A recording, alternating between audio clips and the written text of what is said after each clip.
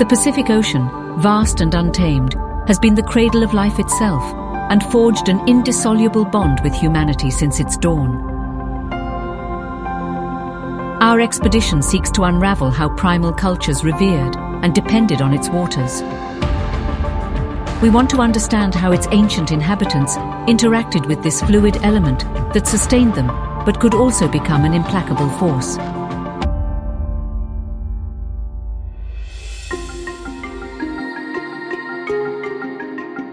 On our epic journey along the American coastline, we have arrived at a place where the past comes to life. Today, we venture into the northern coast of Peru, in the La Libertad region, where we will discover the archaeological treasures of Huaca Prieta in the El Brujo complex. It comes from very early times, from pre-ceramic times, from the end of the Pleistocene. A population that was purely dedicated to the exploitation of the sea. Here, the archaeologist Janus Bird from the United States was the first to conduct scientific excavations in 1946, and among what he found is something that is truly fascinating. A 30-meter-long net with 8 pumpkin floats and stone weights with an age of approximately 14,000 years. The sea has definitely been a natural reserve that they have taken advantage of. They have consumed a lot of fish and a lot of seafood. These ancestral marine collection customs are still maintained today, as demonstrated by our host Bernardo, a traditional fisherman from the Magdalena de Cao area. The beach where we are, which is located at the bottom of El Brujo, is known as Pozo Pirasaman.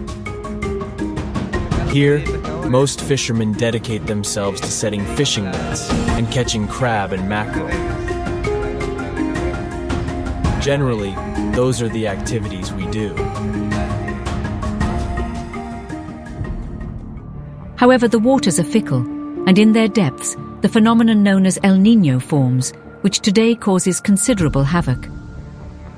El Niño is a climate pattern that occurs every few years in the Pacific Ocean. During El Niño, the trade winds weaken, which allows warm water to build up in the eastern Pacific. This warm water can cause flooding in some areas and drought in others.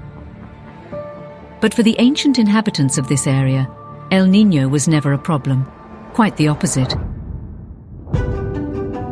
El Niño was considered rather something good, because it allowed more water to enter the valleys, and knowing how to manage it was a blessing for plant irrigation. These are known as waru-waru, a network system of embankments and canals built by the pre-Inca peoples over 2,000 years ago.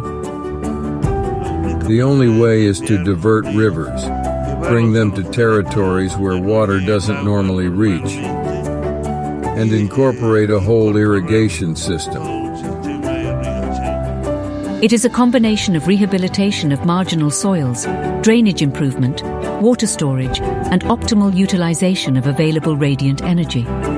The embankments serve as raised beds for cultivation of crops, while the canals are used for water storage and to irrigate the plants. This zigzag shape helps to decrease the force of the water in the event of a flood and distributes the water more efficiently. The zigzag shape also helps to create a microclimate that is more favorable for plant growth.